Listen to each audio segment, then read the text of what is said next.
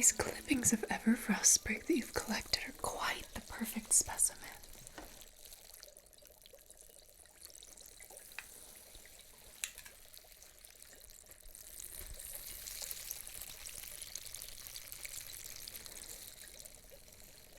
I don't see many people going to the forest of Everfrost anymore. Not since the rumors. So having these is quite a treat. I know I'm not the first to tell you this, but thank you for all the rare herbs and minerals you've donated to the department over the past year. We've made several magical advancements that we owe only to your propensity for finding beautiful, unique things.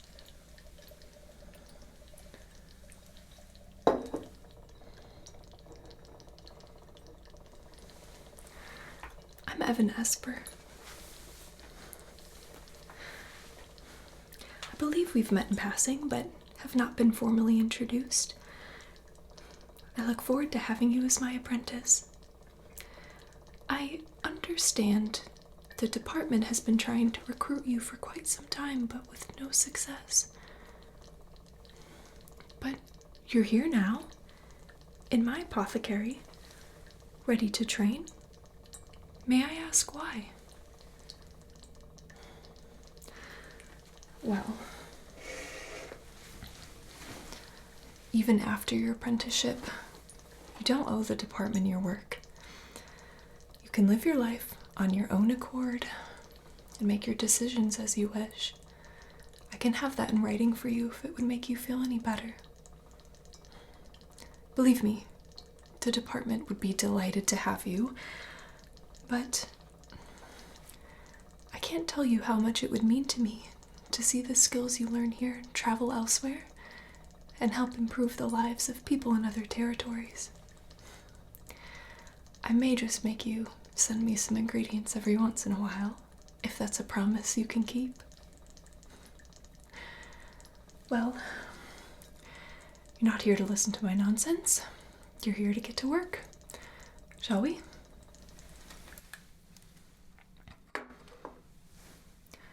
The Department of Alchemy serves to bring joy and whimsy to our city, as well as deepen our love and understanding of the natural world. Every monotonous task, as well as every grand one, must serve a purpose. We do nothing without first fully understanding the project's intent.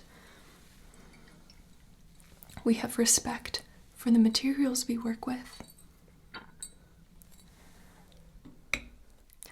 as well as the people we serve, our patrons, the people in this city, the surrounding villages, who we consider our friends and family.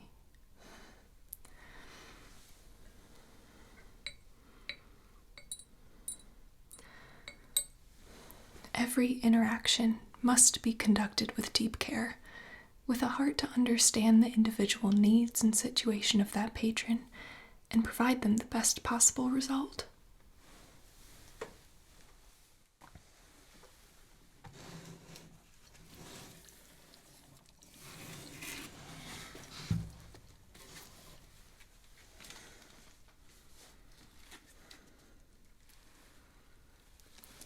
This is the pocketbook version of Tiberius Haverwort's Encyclopedia of Alchemy. You are now the protector of this copy for the duration of your apprenticeship.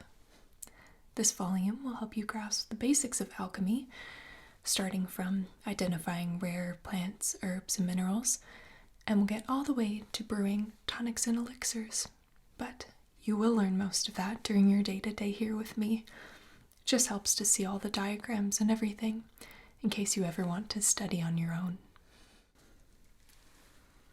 This is my own personal copy, which you'll find I've just about annotated every page to oblivion, and hopefully you'll benefit from having both the original text and my personal findings.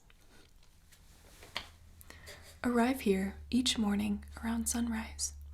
When you hear the first cathedral bells ring, that is when we open our doors. We close promptly before supper time. If you would like to use the space any of the materials I have, any of the equipment, to continue projects you haven't quite finished during the day and work into the later hours, as I often do. The space is yours. Feel free to use it as you wish.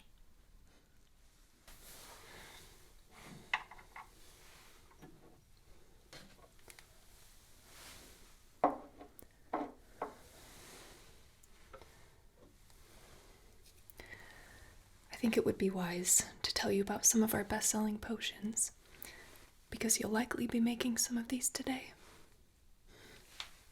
I have another volume to give you.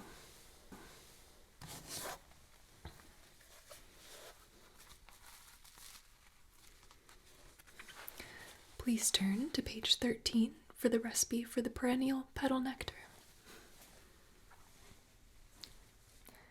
Have you found the recipe yet? Good. Farmers and gardeners alike don't have to fear the frosts of spring, or any season for that matter, with the perennial petal nectar. When applied to plants, it keeps them happy and thriving year-round, whether it's a flower or a sweet potato or something else. It's why certain gardens you may see around town seem enchanted. The Gilded Tongue Tonic on page 24, it's popular among bards and negotiators alike. It gives you beautiful prose, but also gives you the right words at the right time, which is a skill that I think anyone could use. It also tends to be popular during marriage season. It's an under-the-table remedy for increasing the frequency of enriching conversations with a potential spouse, although we don't necessarily encourage it for that use. It could be considered dishonest at best. Speaking of that, our Echo Mist on page 44. When poured over an object, it will reveal glimpses of that object's past through the point of view of people who have interacted with it. It's often used by families to relive cherished memories. Things like a child's shoe or grandmother's quilt or a rose from an estranged friend all carry precious, potent memories. We sell a lot of this, but it's one that needs to be used with caution, of course. Instead of allowing someone to appreciate the past, it becomes all too easy to get imprisoned by memories we can't return to. Well, on a lighter note, the Moonlight Laughter elixir. When consumed, it makes the drinker's laughter sound like wind chimes. It's used to lighten tension during difficult conversations and village feasts. There are others, like our Wraith Brew, our Comfort Cordial, our Featherlight Essence, but I fear I would talk for ages. It's best to learn them as the case arises. There are several pieces of equipment that you'll need to familiarize yourself with during your time here, namely our alchemical still, which we keep in the back storeroom. Back that way. It has a central distillation chamber, but a mixture of rotating copper coils, aether-infused steam, and a measure of heat help to distill different elements down to their purest essence. That essence then drips into collection vials, and then we can use them in our potions and everything however we wish. Yes. Well, yes, the measure of heat does change the actual effect and what your end product ends up being. Cool distillation tends to preserve the more delicate properties, whereas higher heat extracts bolder flavors and magic. The gilded filtering apparatus is back there as well. We use that to clarify our different essences and bring certain things together to filter out any sediment or specific flecks of material and mineral that we don't necessarily want. It has layers of brass mesh, enchanted silk, and alchemically treated glass to help us do that. We should be able to bring those out today. As you're helping me make potions, I think you'll get the hang of them fairly quickly. We also have self-stirring cauldrons, enchanted mortar and pestles, and just about enough equipment to make your head spin, which we do have anti-headache elixirs if you'll be in need of any of that. Just let me know at any time. I have to use them quite often. Do you have any questions for me?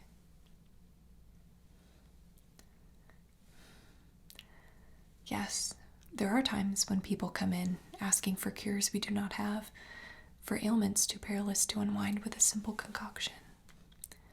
It's difficult to tell people that we can't solve everything, nor can we make everyone happy. Just know that your own unique burdens and personal history equip you that much more to comfort others. So, when you can't provide a physical cure, a heartfelt listening ear works magic.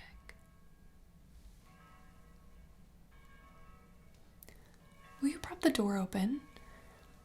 It looks absolutely beautiful outside. I'd love to get as much fresh air in as possible. Let's start your first real day, shall we?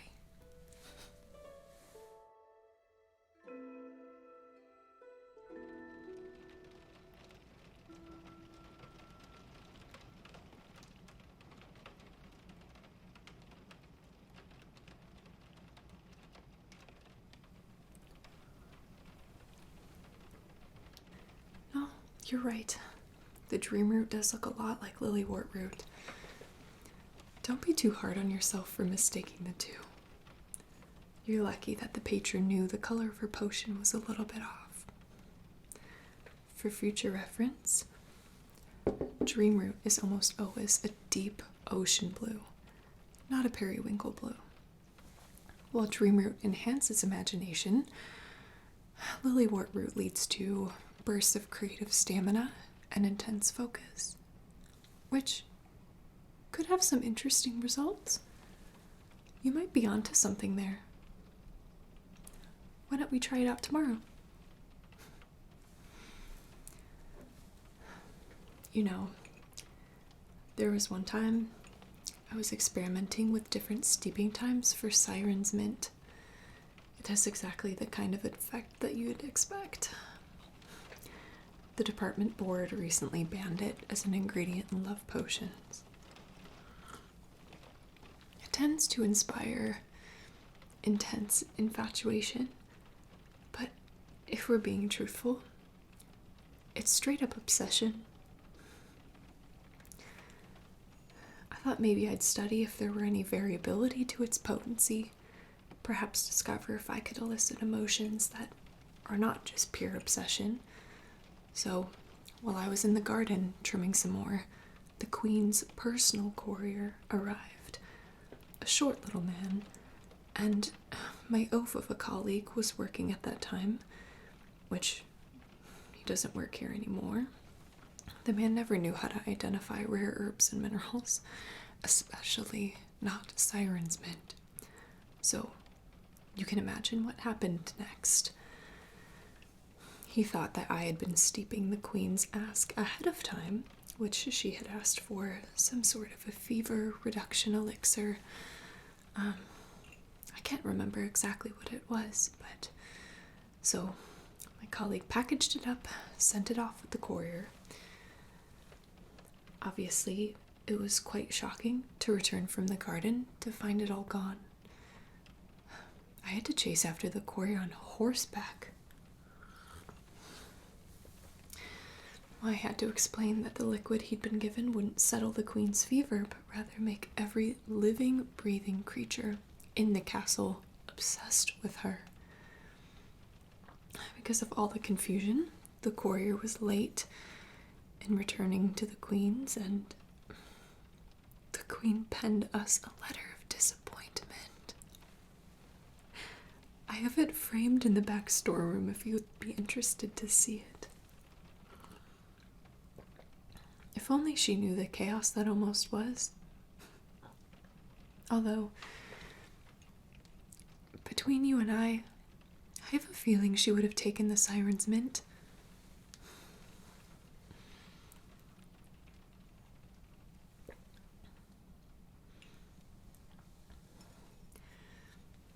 Anyway, you should get some rest. Or go forage, or whatever it is that you do. You did well today. You should be very proud of yourself. The headache elixir. Oh, I believe I have more. Let me check.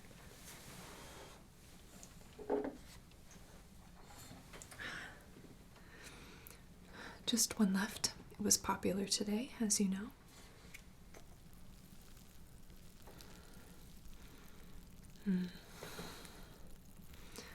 There should be an overwhelming scent of peppermint with a touch of vanilla and whisper lily. We use the whisper lily to quiet any clamoring thoughts in your head and bring them down a few notches. It's helpful to have it in the mix, even if it isn't the main ingredient. Okay. Take several deep breaths.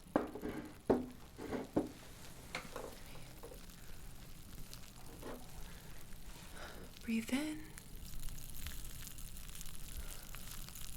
Breathe out. Breathe in. Breathe out. Breathe in. Breathe out. One more time.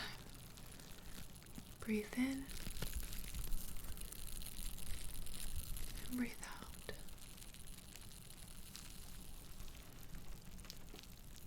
How are you feeling? Lovely.